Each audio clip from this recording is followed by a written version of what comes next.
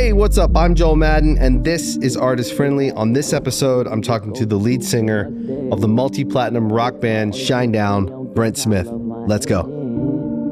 I'm not smoking on gas, I'm smoking on piff, that's my kind. I don't want no bad times, I don't want to have bad. So I grew up in Knoxville, Tennessee, so to watch Nashville in the last decade has been interesting. You know, I grew up in the 90s when I was in high school, so from like 1991 to 1996. Yeah, so like when I got a car, I was either, on the weekends, I was either in Atlanta or I was in Nashville. Right. So it's just, that's where it was happening. It's remarkable to see like what Nashville has done in like a decade. It's and amazing. It's just continuously, there's a running joke in Nashville where the state bird is the crane. Right. Because there's just so many cranes. Yeah, That's everything's funny. just like, you know, they're just building out. But no, like Nashville's, I know why a lot of people started to move there. It definitely has a very unique vibe. That makes I didn't know you were from Tennessee. Mm-hmm. I formed the band in Florida, but I was born and raised in Knoxville, Tennessee. Well, Florida's not too far. Not really, no. And why'd you go to Florida? I mean, it was kind of a little bit Shakespearean because I got signed to Atlantic Records with a band from Knoxville, dropped after 9 months, re-signed by the A&R, which was a gentleman by the name of Steve Robertson. He went by Steve-O in the industry. Gave me a development deal, and it led me to Florida. Limp Bizkit, Leonard Skinner, you know, Yellow Card. Oh, right. Yeah, Susan Tedeschi, Derek Trucks. I always think of Limp Bizkit. Yeah. I love Limp Bizkit, by the way. They've definitely, you know, they're coming back with a resurgence. Oh, definitely. damn, yeah. And I that's always kind thought, of been happening, though. Yeah. But I didn't know you were from Tennessee, which makes sense because I hear a lot of, and I'm from Maryland, which I don't know if you know a lot about Maryland. Probably not. Some. Small. Some. But I grew up all my life with a lot of country music. Okay. And then when I was a teenager, I obviously rebel against everything around me and go into like the opposite and make like punk, pop punk, garage rock, all that. Yeah. But I've always had an affinity to Southern like rock. Yeah. And country music. Mm-hmm. So I love country music. Yeah. And to this day. And I've always heard a nice like country Southern rock in your music. Yeah, I think that it evolved, you know, over time. It's interesting because the band, I think even more so now, there have been comments that we're kind of chameleons. You know, we are this rock band, but I've always played in a very, very big sandbox when it comes to music. I have a pretty vast palette. But, you know, just being from Tennessee, that Southern drawl kind of comes out. There, yeah. Some of the modern aspects of what we do, like in the last two records, you know, because there's certain people that are of the mindset of the Shinedown that is now is not the Shinedown of like the first two records. But there's an evolution in that. Like I can't make the same record over and over again, and I do my best, or I should say, we do our best not to write the same song twice. Right. But that Southern drawl is something that is just a part of me. It's just who you are. Yeah. Like it only takes me about 15 minutes going into Knoxville because my parents still live there. You start talking. There's a draw, like there's definitely a Knoxville accent too. There's like a Southern aspect of that because it's a college town, you know, University of Tennessee Vols. But so like there's a lot of transplants too. Right. You know what I mean? But like when you kind of enter Knoxville, all of a sudden you start like bleeding orange and white. Yes. It's really like it just kind of takes over. But there's this real Southern line of communication. It's kind of like this slow, it's endearing in a lot of ways. It's great. It's like in Maryland, have you ever heard the Tidewater accent? No. Oh, what is this? It's terrible. Oh God. But it's so great. Okay. And elaborate. If you grew up in Maryland, you hear words, there's a drawl. Okay. So, but it's not, it is Southern in a way. Anybody from Maryland that's listening would know exactly what I'm talking about. Okay. Because we all have an aunt that talks like with a heavy Maryland accent or an uncle with a heavy Maryland accent where they say words like home, phone, boat, water, down air, hunt, Okay.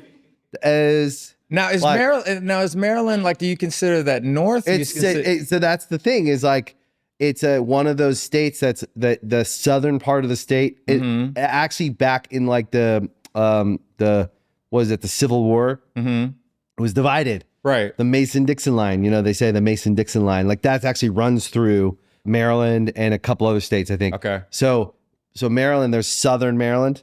So there's like a whole part of the state that is like, would consider itself like a Southern state. So if I say sweet tea to you, do you know what I mean? Of course. Okay. Yeah. Because that Mason-Dixon line, sometimes people get that, like if you're past it or forward, depends on if you understand like what sweet tea is, which is where when you stir it, the spoon should be able to stand up. Yeah. You know, and then other times people are like, what do you mean sweet tea? It's like, well, you boil the sugar into the steep.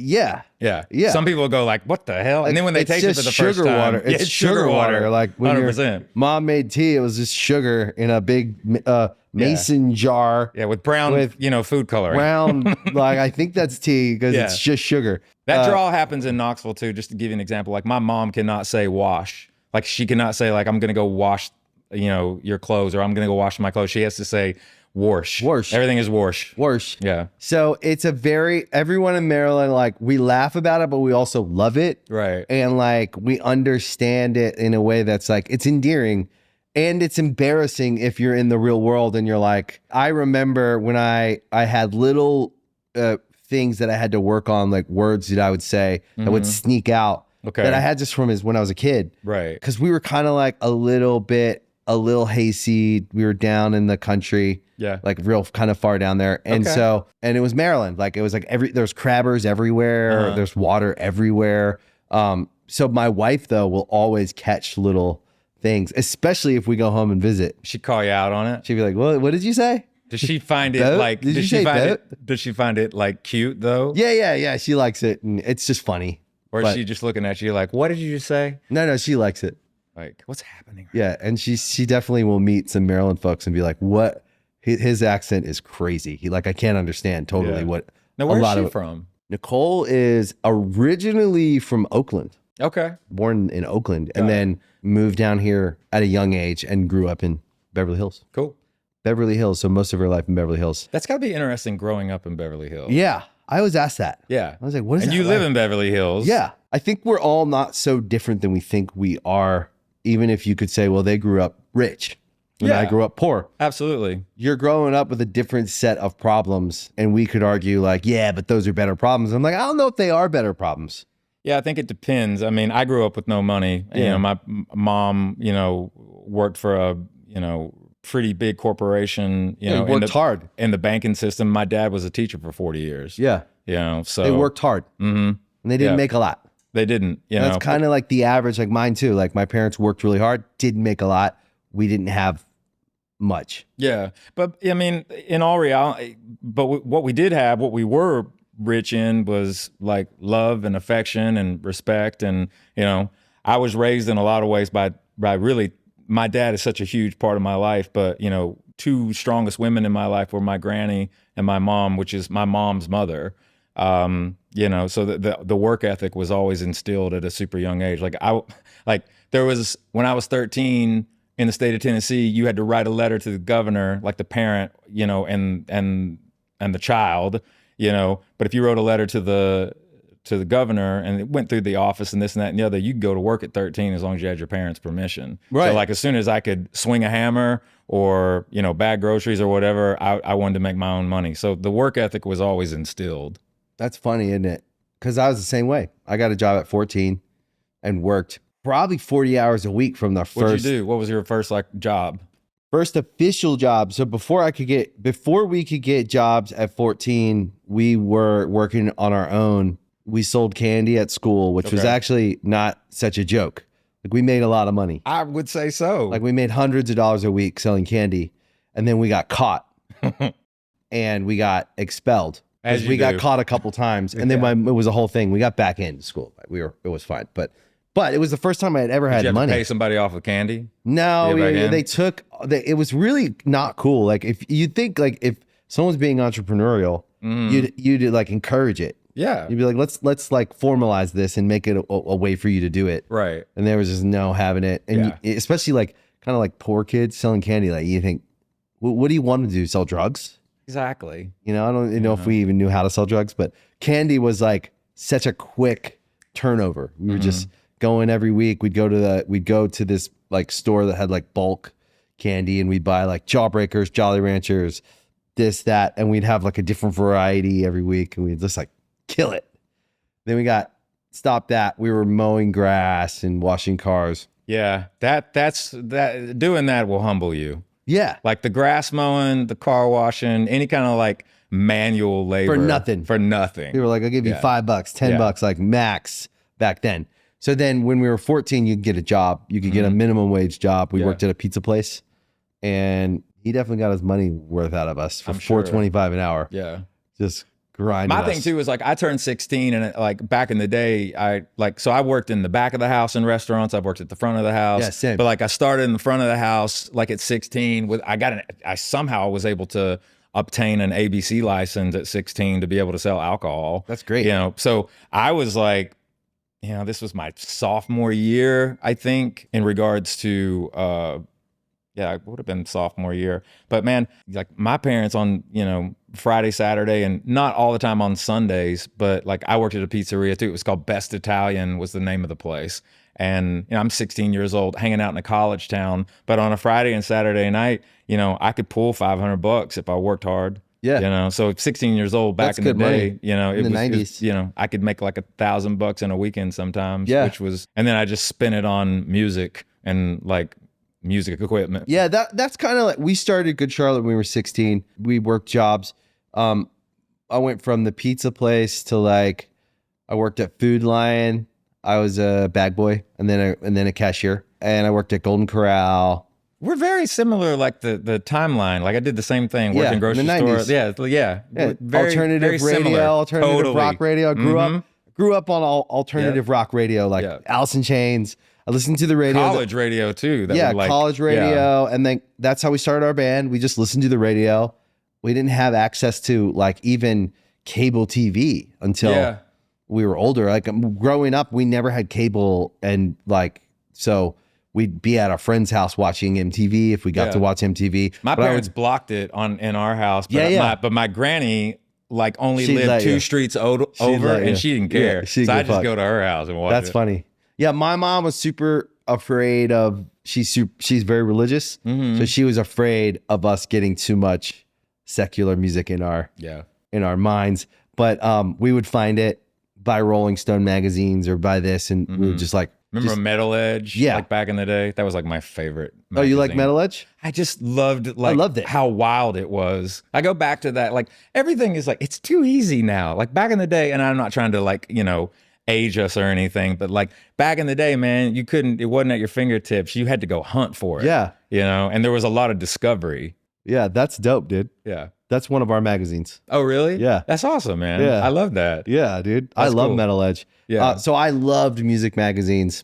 I would buy them and just discover any band. And What were the other ones? There was like Hit Parader. There was Hit Parader, Revolver's still around. Revolver, AP still around. Alternative Press. Alternative Press, yeah. What are some of the other ones? I'm trying to think of some of the obscure ones that were Circus. Yeah. Like Hit Parader, Circus were like, Yeah. I'm trying to think like Guitar World. I like that too. Yeah. But Guitar always- World's still there. Yeah, I that's think. still there. Yeah. But- I just think back, and then when you go and you find out like bootlegs and different things of that nature, and like these different, especially coming out of Europe and the UK, all these different magazines like Kerrang and all that, which is still around. you Which know. I love too. There's Rock Sound, Kerrang, Enemy. Those were like the ones in the UK. Yeah. Metal Hammers in the UK. What is because I know that you've said that like for the band that Australia is like your second home. Yeah. Like what is the publication in Australia like for music? Australia does like Australian Rolling Stone. That's the Okay. big one. All right. There's not a lot of big music publications in Australia. They have some like websites that do pretty well there, but like Australian Rolling Stone is probably like the big music. You guys probably do good in Australia. No, the thing is about that is we've been working on that for like years, it seems like, because we've only been one time and it was like 14 years ago. Really? Yeah, because right now, honestly, what I'm trying to do is the band that I'm in is a bit of a, I mean, some of the people in the industry have called it, we're kind of like a unicorn because there's a lot of like United States based stuff that we do, you know, getting a bit more familiar in Canada. UK is probably the second market for us and what have you, Europe. But like there's all these places that I really, really want the band to go to that people are sometimes surprised that we've never really been to. Like, we've only been to South America once, and it was only for 2 festival shows. And then we've only been to Australia one time, never been to India, been to Asia like once.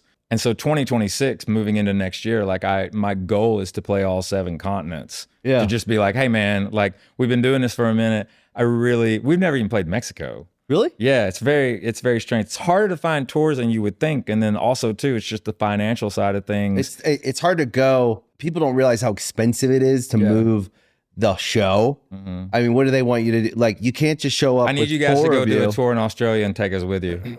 Come with us. we would in a heartbeart. Okay. We'd love it.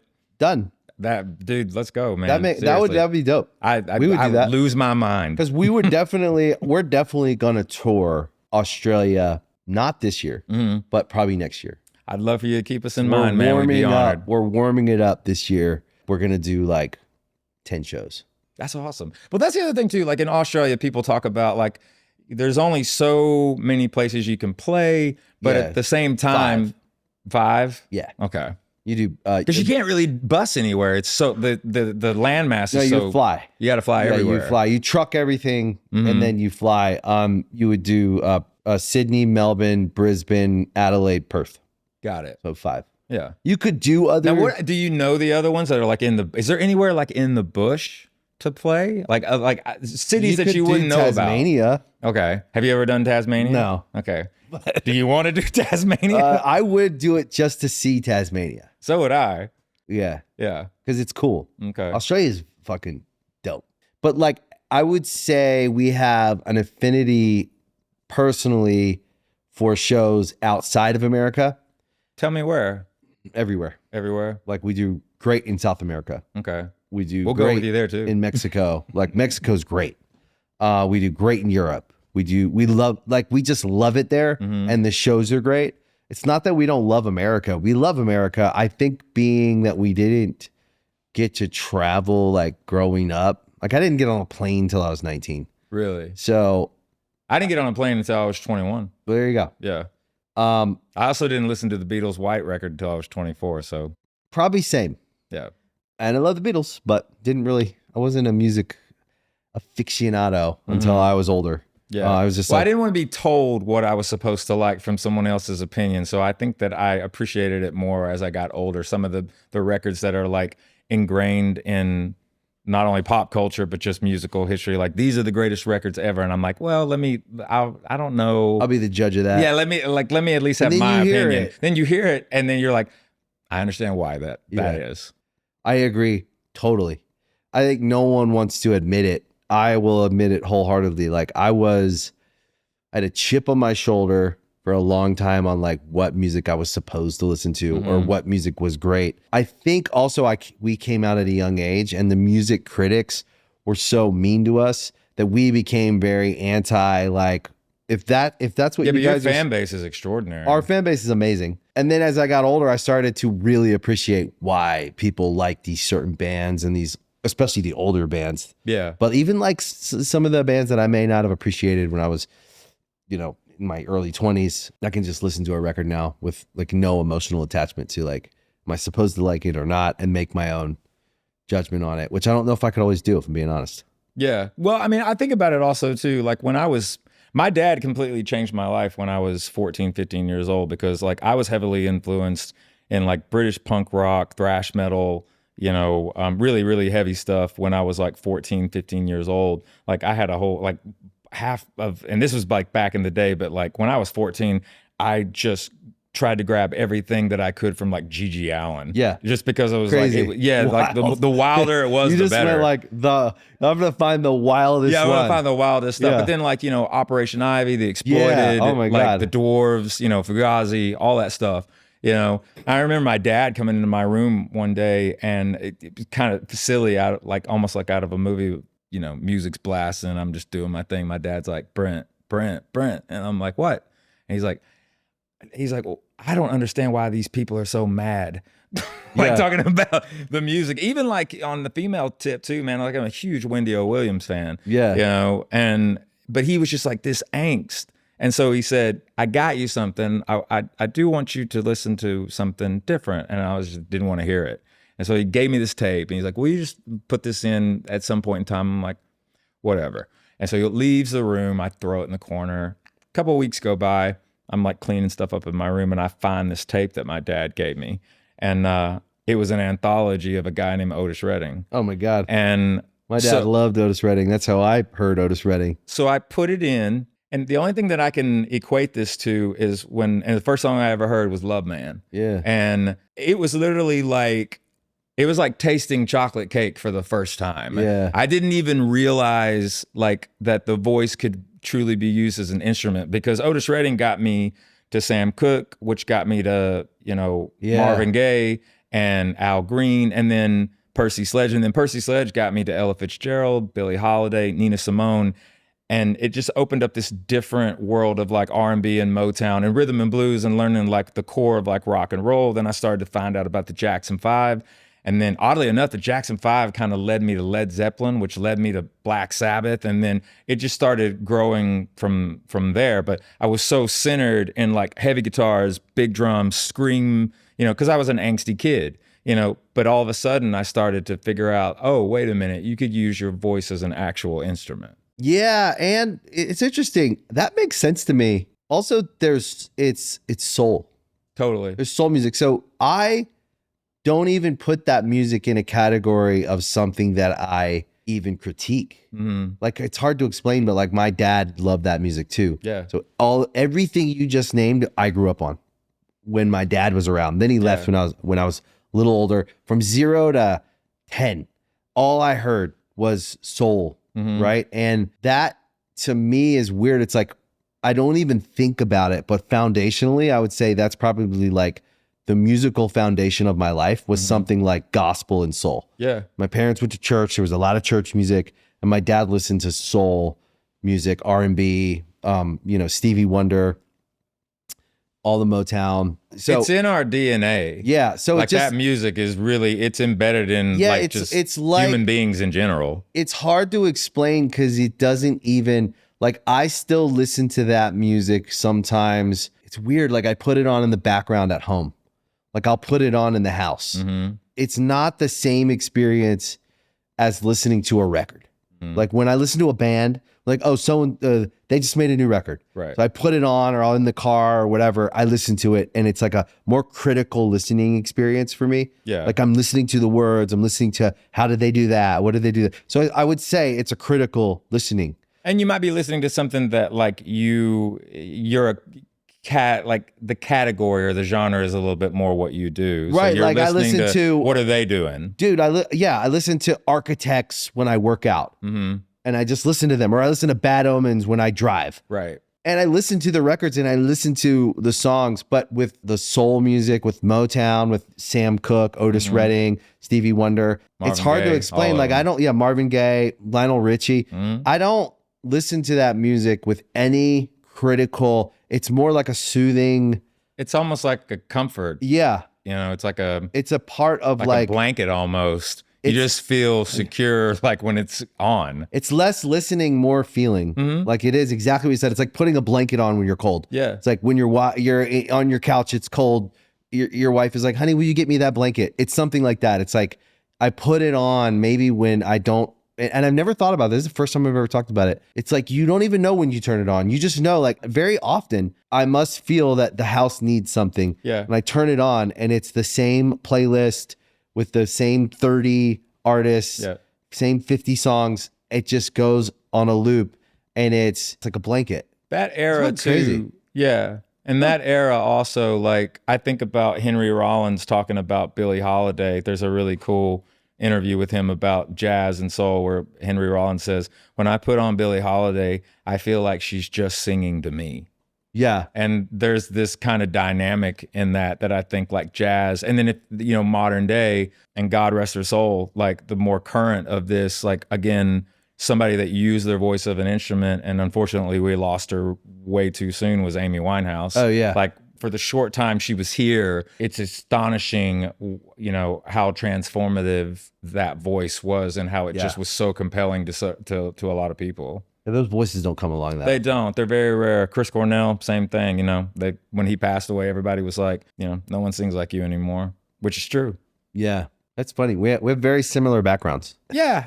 Like this is the first time we've met one another, but like, again, I'm a huge fan. So, and I think that I've just always tried to, in what we do and I think the era that we came up in and where we are now, I'm always trying to kind of take a step back. And I think that bands, especially we're talking about kind of the bands that, when you're in a certain genre or a certain style, the last couple of years, I've felt like everybody is in so much competition with each other. And I'm like, I'd rather work with you than be competitive with you. Yeah. Like the thing is for me is like, I try to genuinely champion other bands' success when I see it. And like let people know if they don't know who they are, like, yo, you should check this band out. And if I have a platform to open up some minds and some ears, I want to do that. And people do it for us too. But I do see here recently, like there is becoming a bit more of a camaraderie with that, especially because the touring industry and what have you, everyone is touring. Like it's not good. You can't put the genie back in the box. No. Like, it's everybody is out there. And there's like 9 billion people on the planet too. So,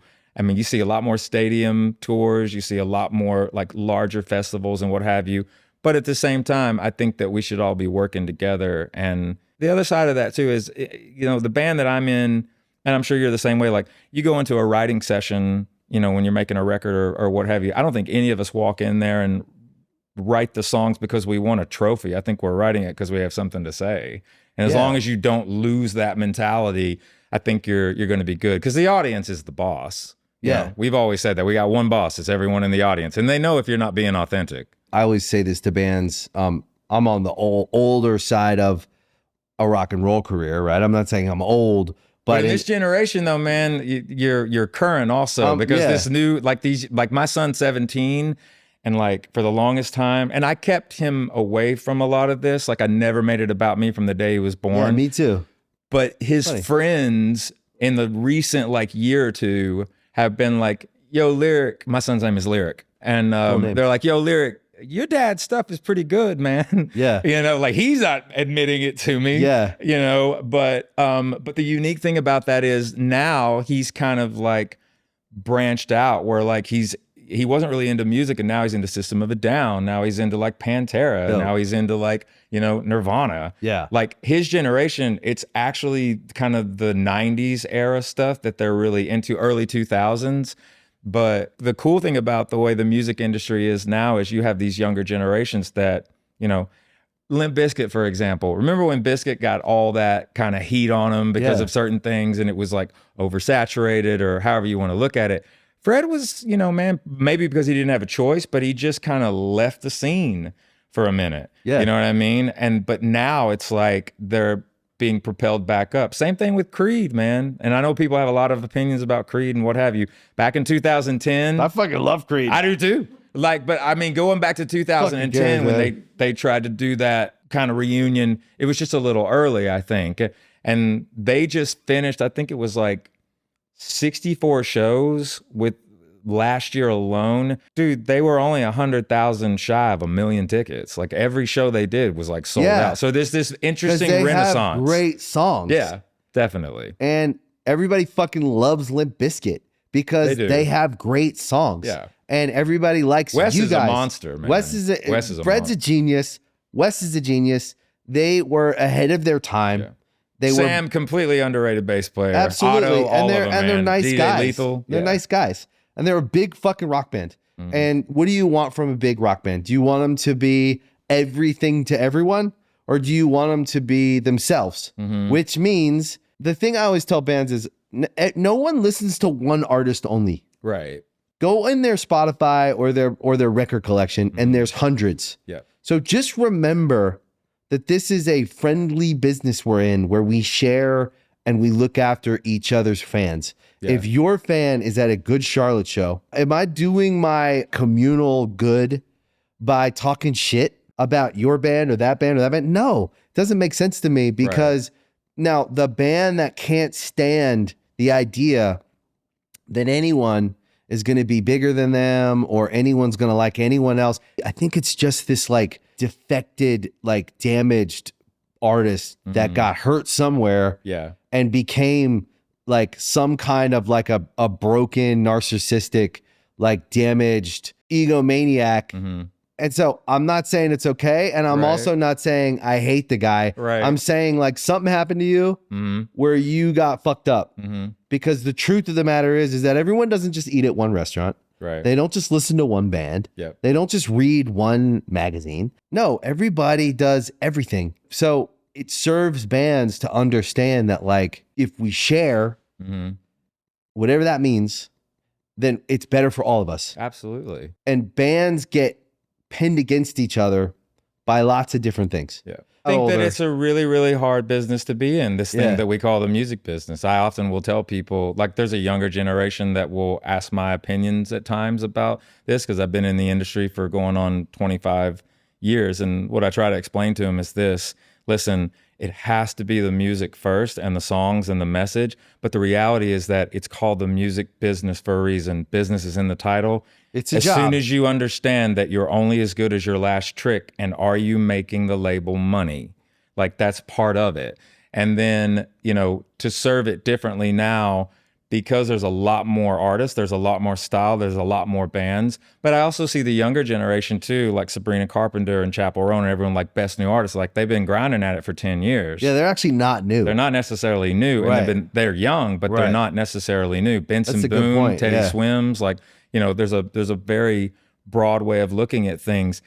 And I think though, in present day, that what I'll often tell, and I have to kind of remind, you know, people like me and you too, like myself, I have to remind this. Like I tell my son, I'm like, listen, that device, make sure you're in control of the device. The device doesn't need to be in control of you. Yeah. So you have to, because you can use it as a tool for really good things, or it could be just a messenger of chaos. Yeah, it's the black hole. Yeah. And so when you have a platform, or you have a sounding board, or you have, you know, quote unquote, the audience is listening, do you want to build confidence and show camaraderie, or are you just trying to pick at someone? Yeah. And what's actually going on with you that you would want to kind of, you know, stab at somebody? So obviously we're all artists, and you know, the cool thing is that it's funny, man. My son, when he was in elementary school, like career day, all the kids kind of were talking about what their parents did and what have you. I wasn't there, unfortunately, because I was on tour. Yeah. But like That's real. Yeah. And this was videoed though. Yeah. And he got up and they were like, well, what does your dad do? And he's like, he makes stuff up for a living. Yeah.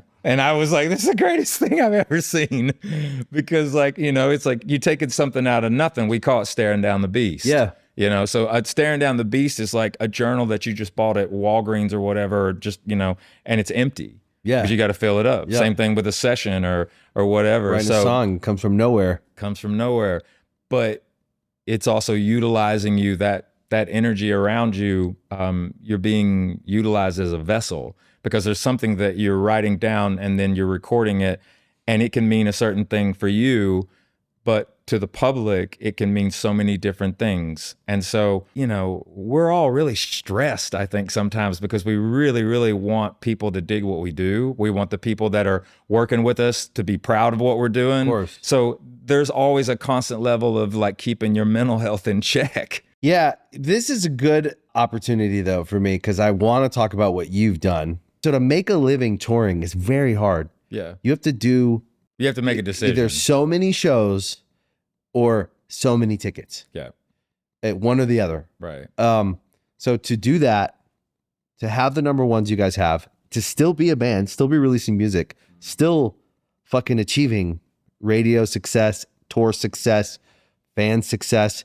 You could like say which one's more important. Me and you would probably argue fans. If the fans are happy and they're still coming around and they still like what we're doing and they're still, And is it growing still? is it growing? Do we feel the energy? Mhm. Like, do I still want to go on stage? Yeah. But to have achieved all that at a young age, right? Why would I care about what anyone thinks? I care more now than ever. That's interesting. What everybody thinks. Well, why? Because I want to believe that we bring value to people's lives because they bring value to our lives, because they're allowing us to be ourselves. Because you care. Because they care. Yeah. Yeah.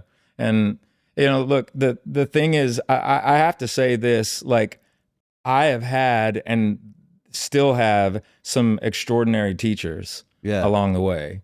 I've been very, very fortunate too, we've been with the same management company for over 20 years, Into Good Entertainment. Yeah. Allison Shepard, who's our manager, along with Bill McGathy. Bill. She's right over there. Yeah. Bill McGathy, who's a legend. Love Bill. You know, in the industry. You know, and Atlantic Records, that what a lot of people don't realize about us is that we've been with the same record label. And I was signed to Atlantic and dropped by Atlantic and then re-signed. And it took me on a 3-year journey to create and find what would become Shinedown. Yeah. So I'm the example of artist development. Yeah. You know, working on our 8th studio record right now, you have to keep your eyes and your ears open at all times because it evolves and it changes. And, you know, there's a lot of people, you know, with the music industry, it's changed drastically in the last decade, more so than not.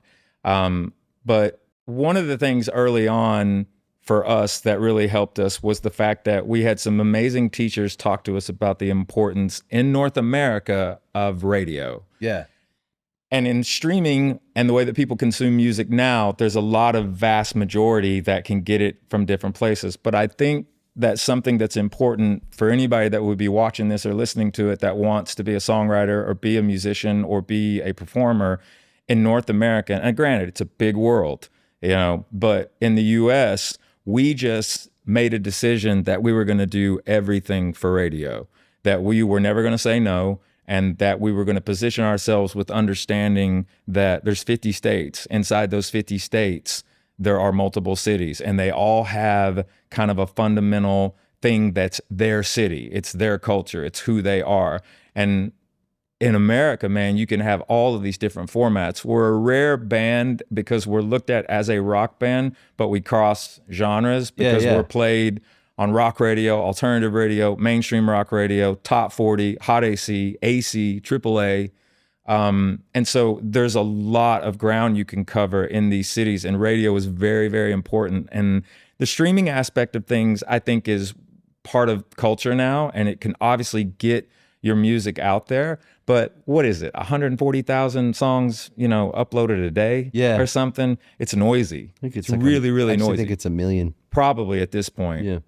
But the fundamental thing also too for us was we also started out and man, we just toured with any tour we could get. Right. You know, anywhere we could play. Same. Even if it was for like, you're only going to get 15 minutes, I'll take it. Yeah, we were the same. Know? Like you have to understand that there's a work ethic involved in it. I mean, look, also, I think the biggest thing, like how I look at things now too, is I really want to look at what is the future for Shinedown internationally. Like there's always some other thing to get to because it's a big world. Yeah. But, you know, the number ones and those charts, that means a great, great deal to us because there were a lot of program directors and a lot of people behind the scenes where when we started out, man, there were people that were in journalism and in the record industry, and I'm just being honest about it. They were like, this band will be lucky to sell 5 records. Yeah, yeah. You know, and they just did not like us. Yeah. You know.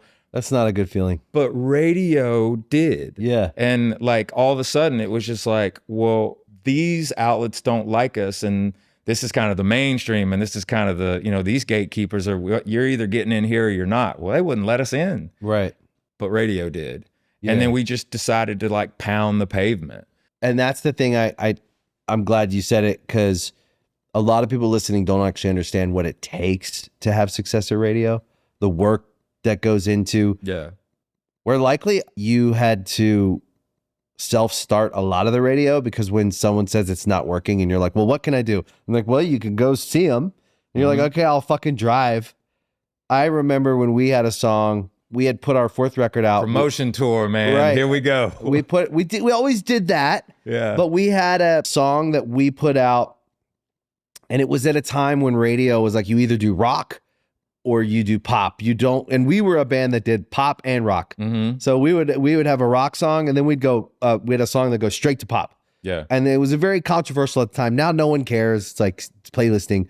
But like at the time, So we had a song that we came on our fourth record, The River, with Avenged Sevenfold. Yeah. By the way, those guys always say really nice things about you guys. Love those they dudes, they man. love you guys. Those guys took us out on their tour when, there's not enough time that we have today to just talk about How great they are. how wonderful. Yeah. Those guys are wonderful people. They're the realest. Yeah. Anybody that's And the most listening, ridiculously awesome fan base on Yes, the planet. and Like just sick- mad numbers. sick band too. Yeah. Like musician wise, all the way to just as people. And not afraid to take chances. No, not at all, and don't give a fuck. Yeah. They just do what they want. Yeah. If you're listening and you like Avenged Sevenfold, Matt was on the show, but they are the real deal. I mean, when 100%. you meet like people where you're like, God damn, Yeah. those are good guys. It's always when I meet bands, even sitting here talking to you, and why I do this show is I meet artists and I go, yes, another fucking real person who's just trying their best and yes, have achieved. But there's something about staying on the ground and and trying to keep doing something that feels like it matters Yeah. instead of walking around like maybe like I just know I matter and nothing else matters at that. I don't know how to articulate it, but I wouldn't even be able to know how to digest that mentality. Right. I'm always trying to outdo like what day I've already one. done. Yeah. it's always like day one. It's always like man. I'm back at work, Yeah. like at my pizza shop job Here's the thing, man. When you have something that you care about. that you think is important, I'll give you an example. Like we had a song on our last record, and it was the fourth single off of the record. And I remember going into Atlantic and talking to the powers that be about the fact that I said, listen, you got to do me a favor. I'm going to take this song called Dead Don't Die, and I'm going to give it to rock radio and make sure that the bases are covered here. But you got to let me take this song, A Symptom of Being Human, and I want to work it at Hot AC. And then there was a big question mark of like, well, why would you want to do that? How are we going to do that? You know, and I'm like, you just got to understand, why would you want to take that song to Hot AC first? Yeah. And I'm like, because it's the hardest chart to get momentum on. And if I can get momentum there, then I might be able to get momentum at alternative. And if I can get momentum at alternative, I may be able to see if it has a shot on active or the mainstream. And if it has a shot there, I might be able to even get a conversation started to take it to top 40. I had a vision for this song 2 years before it began its journey. The life of that song, we started at Hot AC. It broke the top 15. Then we took it to alternative. It broke the top 10. I was told that it would never go on active. It just wasn't going to work on that chart. It spent 4 weeks at number 1, and we took it all the way to number 18 on top 40. And we worked the hell out of it. And we went into these stations and we met new people. And at the same time, the rock community, and a lot of these guys and girls know who they are. I spoke with them about what we were doing. I told them ahead of time. I said, you got to understand something. I have to be able to grow the audience. I can't just put it in one lane. I think there's other people on the planet that will like our music. They're just not aware of us. Yeah. So please respect us in the dynamic too of, yes, now you may have other stations in your city because they're different formats playing this song, but I want you to play it too. That's going to make people know what your station is about. And you can work with this program director and this program director, and you can start to actually work together. And that's what it's more about, like in that radio world. And again, too, this is for whatever reason, this is a controversial kind of way of looking at things because of streaming. It's like, well, radio doesn't really have, the pull that it once did. Yes, it does. Yeah, it does, That's I somebody that doesn't know what they're talking about. Yeah, and because they're not going into these cities and grinding it out. Yeah. Like, I'll give you an example. When you look at the arenas in North America, and I know you've probably played a lot of them. Yeah. You played, arenas in Australia and South America and Mexico. Like, it's a big planet, big world. Yep. But like, we'll just, for the sake, Canada, the whole nine, for the sake of just talking about everything in the US, like the building that's in Iowa, like Des Moines, Iowa, and then Madison Square Garden. Okay. Yes, Madison Square Garden is a bigger market, more people. It's sexy. It's like Madison Square Gardens. When you sell that out, it feels more like an accomplishment, but I actually would argue. But the thing about the Des Moines and the building in Iowa, it's the same capacity. And it's harder to fill. and it's harder to fill. Actually. So like you got 18,000 in Madison Square Garden, but can you fill 18,000 in Des Moines, Iowa? Because the buildings are both the same size. Yes, and that the accomplishment is Iowa. Yeah. Listen, New York, when you do a sold out show in New York, it's fucking insane. It's harder to get that ticket. The crowd is crazy, but it's an area with 20 million people, right? So I'm not saying it's not hard to sell out Madison Square Garden. Yeah, it's a huge accomplishment. Yeah. But when you sell out Iowa, or when you sell out Indiana, Little Rock, you know, that because the buildings are the same size. The Kia Forum, same size in Peoria. That's actually like a good Charlotte as like a band. I mean, we love every fucking sold out show. It's fun. Yeah. But when you sell out a place that's typically like harder to sell out, Omaha, Nebraska, or, you know, these markets where we always took pride in the markets that loved us because we did really well in the Midwest. We did really well in the South. We did really well around in like B and C markets. Yeah. We did well in New York, but we love New York. Fucking, we'll play New York anytime. Yeah. But when you get to a place where you're selling out an arena in the middle of the country where, number one, people don't have the expendable income as much as, you know, they could just, there's a lot of factors. 100,000 factors. Just population, everything. Yeah. It means so much. It means something. I can't explain it. It's the same when you go to South America, or when you go to like Hungary, or you go to these countries where you're like, holy shit, 30,000 people came. Yeah. And you're like, that's for us. And they speak a different language and they know every word to every song. Yeah. So we always found that the further away from where we were from, the more excited we got. That's probably why we toured so much out of the US. We love the US. I mean, we love America, but we always found like there were so many options here. There were so many tours. So like we would tour the rest of the world and like it was like this exciting adventure always. So we spent a lot of time touring the world. But to the radio thing, and I think in general, what I was thinking about when I asked you why do you care? It's to say that anyone that is doing anything they care about, there's going to be pain because you care so much about what you're doing. Yeah. And if you don't, you should stop. Like that's where I'm at in my life.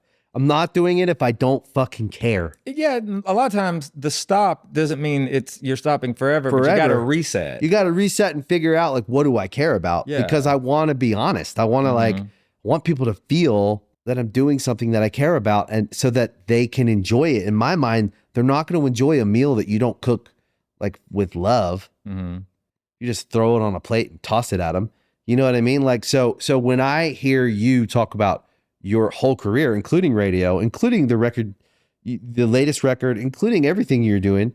I mean, we just released 2 brand new songs like 14 days ago. So like the cycle starts, but it's the first time everybody's used to us announcing an album. We put 2 songs out and announced a tour and everyone's like, where's the album? What are they do? What are they doing? What are they doing different? And I'm like, exactly, we're going to do something different. Yeah. Looking at the bigger picture, it can't always be when it's convenient for you. At the same time, it's having enough knowledge and wisdom to know when to stop and reset, which is what you've been doing. So exactly. you're actually being pretty smart about it all. And family does that for you. Yeah. They reset you and you're in a real life with someone who it's focused on them. So it ain't about my day, what I'm doing. Right. And then when I do have to go away or work or something, everybody works together and we pitch in and like it's a functional group, but like, and they're cheering you on. Yeah, and they are, and I think a lot like your son, my kids are just kind of discovering what my past was and like what the band even is. Yeah, and they think it's cool, but your dad. Yeah, you know they keep you grounded. They'll humble you. Your kids will totally humble you. Straight up, they will humble you in every way. But I think that is to be healthy, right? So you've obviously whatever you went through in the past with drugs and alcohol, that's not the guy I'm sitting in front of. No. Which is amazing. That's success. Yeah, I think so. It's that's a daily thing. One day at a time, always with everything that's like hard for us. But the one thing that helped me out with that, like, because I don't really talk about my sobriety a lot, you know, but I just had a really, good friend of mine once tell me, and it just kind of hit me pretty hard. It made sense to me. It was like, listen, if you want me to be real with you, this other dude in you is trying to kill you. You know, he doesn't want to have a good time with you. He's trying to end you. And if you will figure out a way to control him, it was weird. It was like a light bulb moment for me. And maybe I needed the statement had to be as edgy as it was. I don't even think they realized how they said it to me, but it did. Like, it opened up another part of my brain that I didn't know existed. And they said, you're way more dangerous when you're sober. Yeah. When you're clear-headed and focused, that's when you're the most dangerous. Absolutely. I tell artists when I talk to them about drugs, especially because we're around it. We work with bands. There's drugs.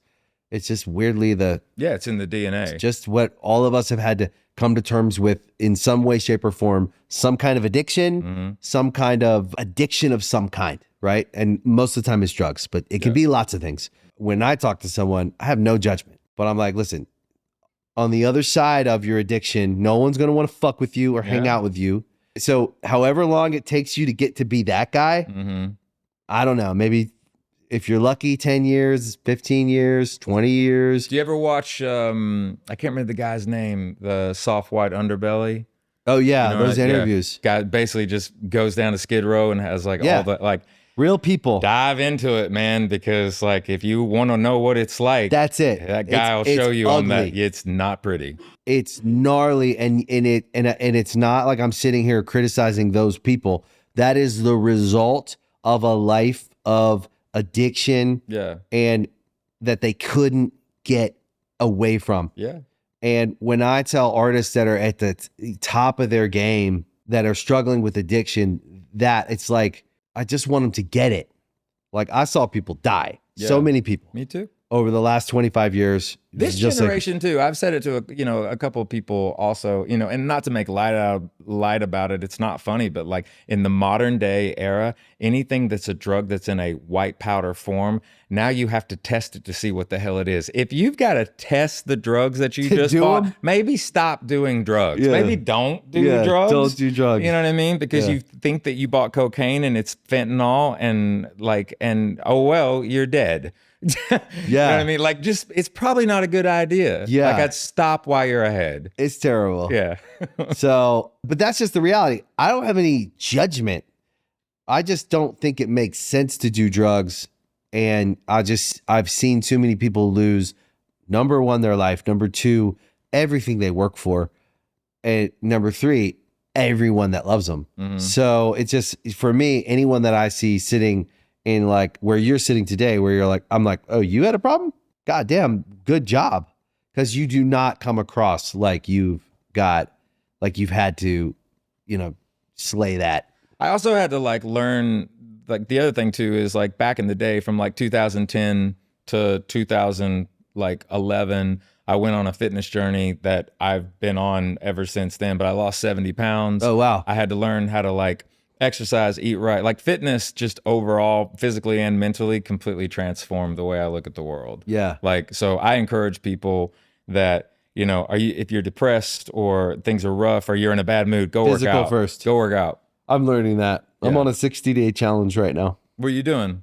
Workout every day and meal delivery. So I'm only eating what is on my... Once you cut out, I'll tell you right now, man, if you can cut out, you don't have to like eliminate it all, man, but lower that sodium, lower that sugar, try to eat as farm to table as possible, get 30 minutes of cardio, make sure you stretch every single day. I use a flow state of mind, which a flow state of mind is like, don't kill yourself 6 days a week and then rest on Sunday. Like, you don't have to work out for 2 hours every day, but do something physical for at least 30 minutes a day. And, remember that Rome wasn't built in a day. If you're starting a fitness journey, like, don't think that you're going to start working out on Monday and by Sunday you're going to do a Spartan race. 100%. You gotta you gotta do what you can. Yeah, because you want to make it a part of your life and build your capacity. So if you can do 5 minutes today, and you can only do 5 minutes every day, and then it turns into 10 minutes, and then it turns into 15 minutes. So I'm on the other side of like 2 years of like 3. It started 2 days a week. Last year it bumped up 3 or 4 days a week, working out with no diet. Then I threw in some diet changes. Now I'm at a place where I'm now going. I feel ready because I want more. So I was like, I'm going to do a 60-day challenge. I'm going to work out 5 days a week. So Monday, Tuesday, Thursday, Friday, Saturday. So I get Wednesdays and Sundays off. I organize that way. And I'm going to stick to a very tailored eating. You working with a nutritionist or A anyone? nutritionist, yeah. Have they talked to you about supplementation? Yeah. Okay. There's some supplements and some stuff like that. I'll tell you right now, man. There's 4. The ones that I've tell learned. me. Yeah. Get a really, really great multivitamin. At least, you do your research on NAD, but it's a it's a cell regenerator. Yep. Just do your homework on that. You do glutathione. Yeah. I mean, and you can kind of build those out, cell regeneration, and you have to be kind of specific on these things. But, as you age, especially when you hit 40, 45, everything just starts to change. But a great multivitamin, NAD, really vitamin D3 and Reversatol. Those are like, now I take a pallet.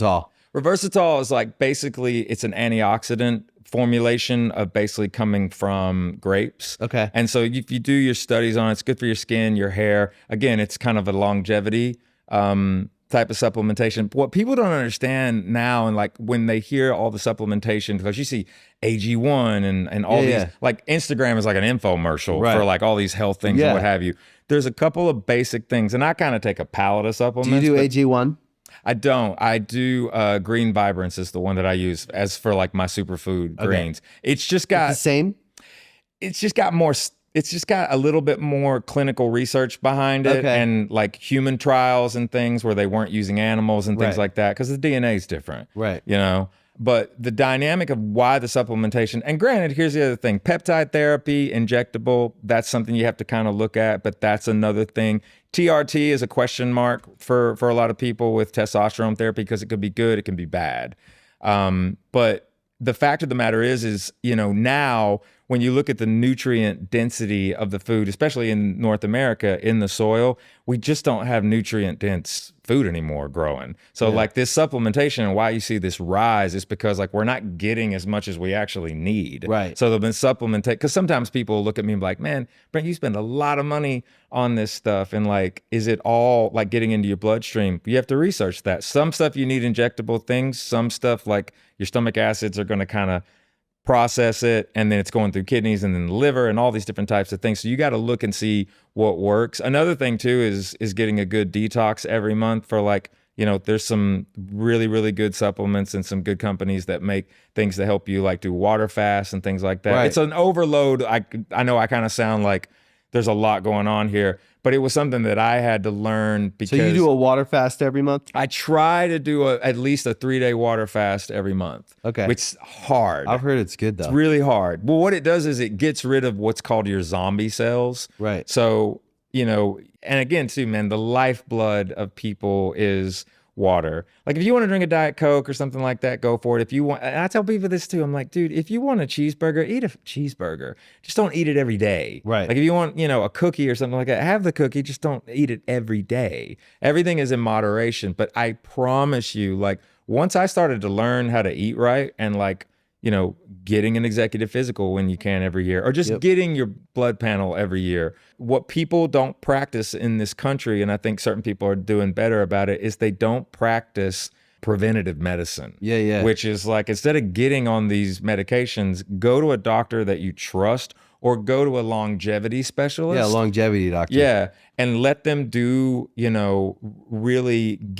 really thorough blood work, look at a body scan, check everything about you, make sure you're doing, the screenings that you need to be doing at your age, getting a colonoscopy when you have to, making sure that you're checking your heart, go get these things are important. Like if There's actually an app now that does the blood work. Yeah, And, I'm sure. I think it's called Path, maybe. Yeah. And I looked into it. I've never heard of that. I think Hooverman's into it Andrew or something. Huberman He's dope. Gary Brecka is a great one too. Like But there's those so two many guys. good resources of like information things for people to go and find out like more information on things.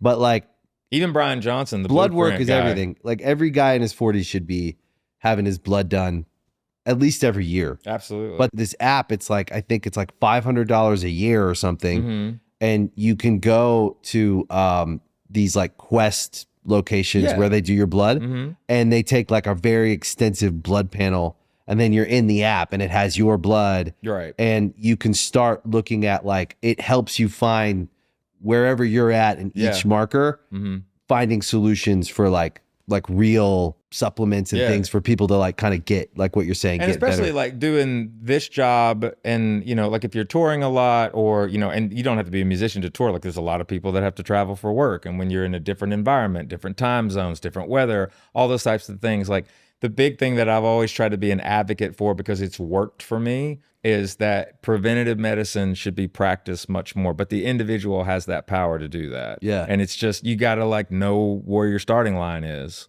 Yeah. That's probably why you can still tour, bro. You mentioned Jelly Roll. You guys just played with him. Yeah, at the Rose Bowl. How was it? Once again, my man is, Are you is guys making tight? sure, I is love making Jelly sure Roll. everybody is taken care of. Yeah. He is the greatest. He is one of the most fascinating, wonderful people. He is a gift to this planet. Yeah, he is. I fucking love He's him, a good man. friend of mine. I don't know him at all. He's amazing. My brother met him, but I always talk about how much I love Jelly Roll because I like what I see. Old friend of mine, Jack, his guitar player, old friend of mine. Yeah. He was in Sleeping with Sirens, and like we've known each other a long time. So I know the people he's around, and I just know like how he rolls. So I already know I like him. And I've obviously only heard good things, but we've never hung out. But I fucking am such a huge fan because I just like how he is in the world.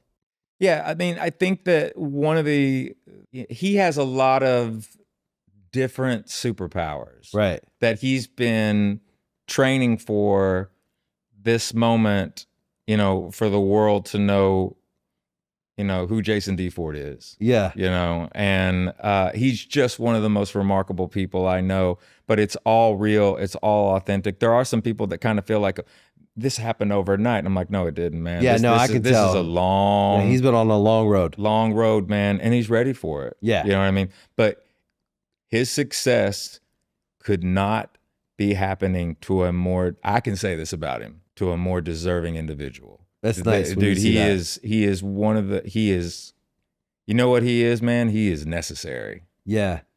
He's great. Yeah. One of a he is kind. necessary. To me, like, it's funny because he's to me, he's just like this rock and roll guy who has, I know he's told some of his stories, but there's so many more, I'm sure. Like the depth of that guy, and what he's lived through, and his relationship with his wife, and Yeah. his kids, and all of it, and how he, you know, has gone into, you know, really trying to reform the, you know, the way that people that are incarcerated are looked at, you know, and getting a second chance, you know, because he has a past, you know, and what have you. But like, there's a broader reach, and he's doing it all through music, and you know, How did you guys meet? We met at Blue Ridge, at the Blue Ridge Festival back in 2021. And I knew of him because I was probably one of the first people, like in that first 50,000 views of the song Save Me. Yeah. I just watched this guy, you know, open his mouth and this voice came. I was like, what in the world? And was really compelled by that. And so he was playing same day we were in 2021 on Blue Ridge Festival. He played in the afternoon, and then I met him. I said, come up and we do a version of Leonard Skinner's Simple Man. And I was like, come up and do Simple Man with us. And he was like, really? I'm like, yeah. So, you know, so we got everything locked in and what have you. And man, he came on stage and there was just this thing about him. Yeah, he's got charisma. Yeah. And like, as soon as we did that, as we followed into 2022, I went to my team and the label and our booking agents and whatever. We knew that we were going to be doing a tour in amphitheaters that year, late June, July, August, like during the season and what have you. And I basically just said to everybody, I go, we're going to bring, I had Jelly's number. I called him and was like, I'd really like you to be main support for this tour. And he accepted. And when I told everybody like what we were going to do and who we were going to do it with, at the time, everybody was kind of like, who? And I think some people didn't necessarily understand it, but I saw something in it, and the whole band did. You know, myself, Barry, Eric, and Zach, we could all just see it. Artists see the future.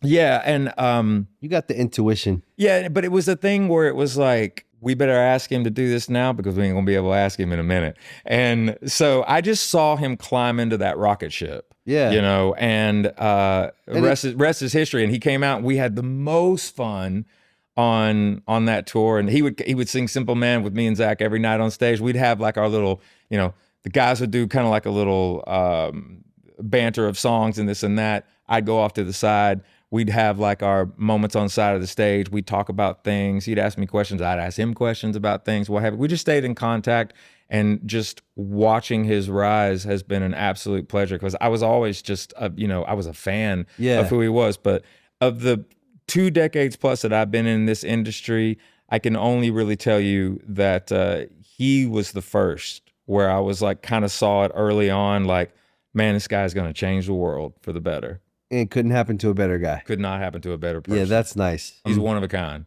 Yeah, he's one of a kind. That's great. I love that. That makes me happy. And now my next dream is to do an international tour with Good Charlotte. So whenever you want to call and let us rock and roll, man, dude, I'm ready. Let's do Australia. Like, let's go. Let's go. I'm serious. Let's go. I'll tell the guys like, hey, what are we doing? With Let's figure it bells out. on, dude. We will Yeah. like let's go. That'd be great. That'd be the I think, best. At least Australia would be great. Because I know we could do it. I know we could go sell some arenas out and have a really fun time. And like My bags are the packed. shows are really great. And I think you guys probably do really well in Australia. Well, honestly, man, with that, like, you know, we have this base that we know of honestly in like a lot of different countries, but No like doubt. Australia specifically, like what we're being told is like, just come here. Yeah. Like we're ready, but like you will not have a bad time. we would just really want to do it with some people Okay. that we want to have some fun with. All right. Plus, the universe is real, man. I popped in here today. Thank you for having me on Thanks your for show. coming. Yeah. This means a lot to me. No, This it means is- a lot to me too. I'm a massive fan. Like Thank I you. literally, I did pretty good. I kept my composure for the most part. I'm kind Fucking of great. This is like, by the way, it was very long. I appreciate it. But like, Hopefully, it wasn't boring. no. So for me, it just any time that somebody takes the time to bring their story, but also like your fucking band is important and what you've done is important.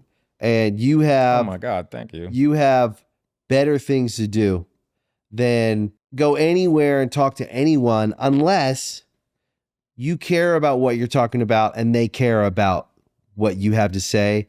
And most of the time when you're out in the world trying to connect with your fans and you're trying to connect with music fans, you have to jump through a lot of weird hoops that don't feel authentic, that don't feel like the person on the other side gives a fuck about what you're saying. Right. And respects what you had to fucking do to get here, and then that you're actually here on your own time to share your audience as well. Oh my God, when they told me that I had an opportunity to come here and talk to you, I lost my mind. Man, I was so excited because, but also like the validation that we give each other is important, but more importantly, the validation that your fans give everyone, that you decide whatever stage you're on, whatever interview you do, Yeah. you're bringing your fans and you're validating that as a source for them to trust.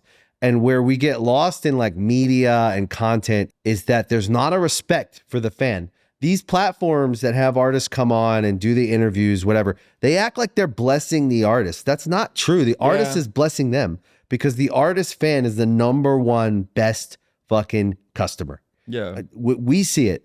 The number one person that you want interacting with anything is a musician or artist, music artist.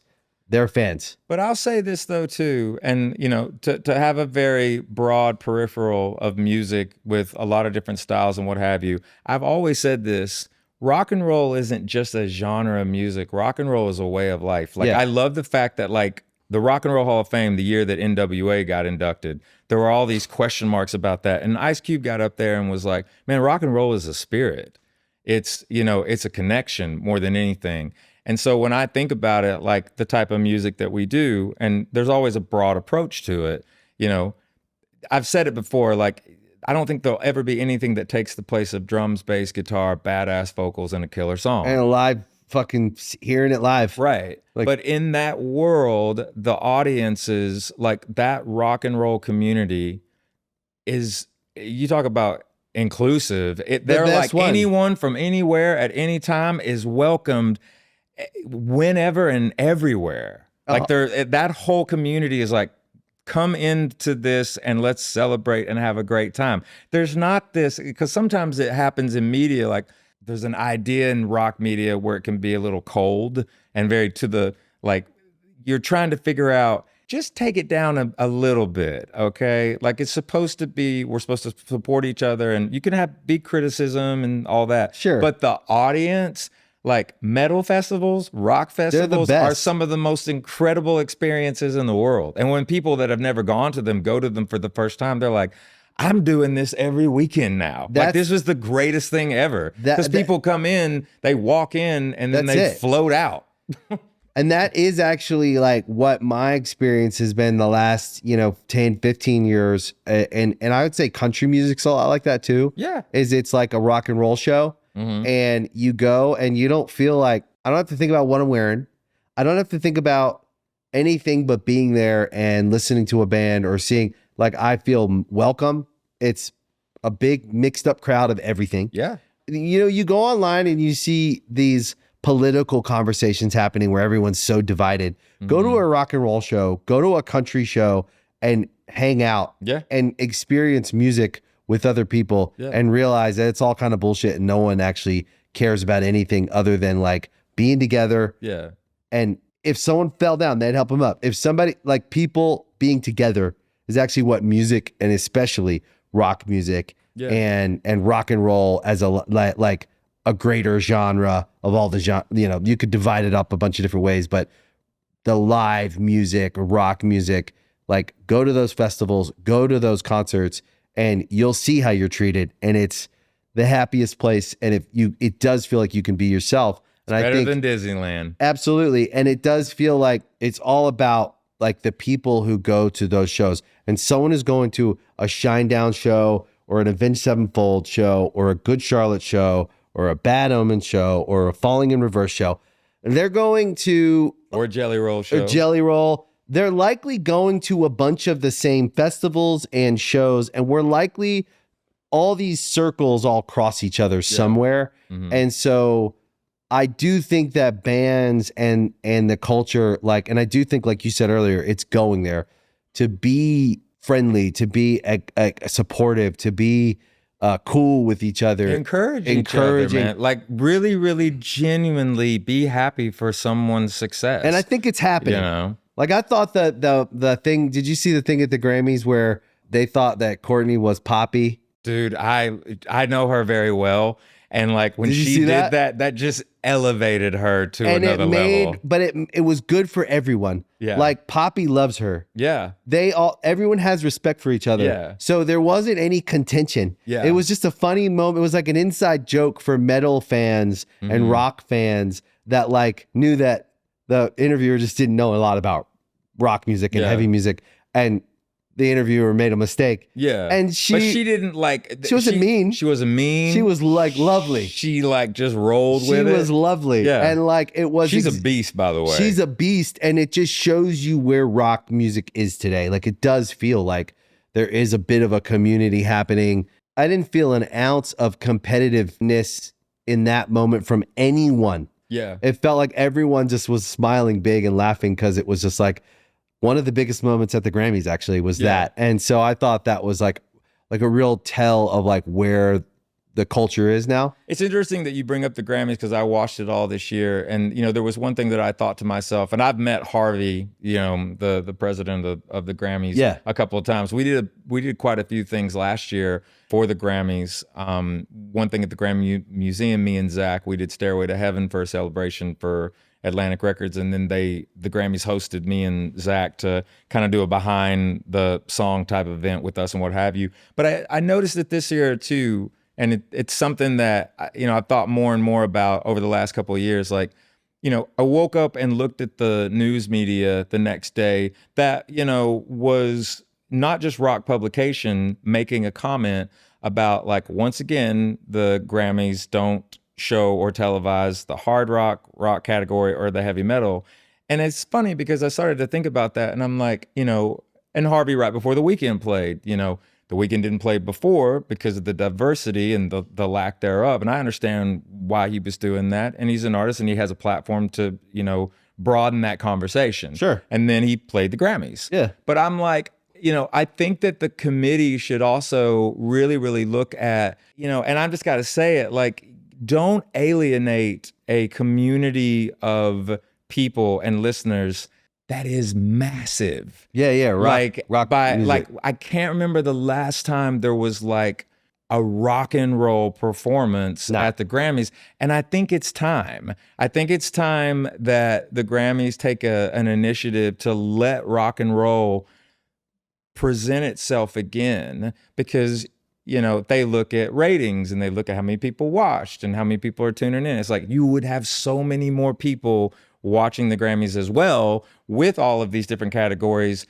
Now, you've only got so much time to televise everything, but man, again, rock and roll, it ain't just a genre, man. It's a way of life. Yeah. You know, and I really hope that, you know, in the future that they start to broadcast, you know, a bit more rock and let artists come in there that, you know, can throw down. I agree. Yeah, I totally agree. Like, I don't know why there's not an active rock Grammy. I don't know why there's not a couple.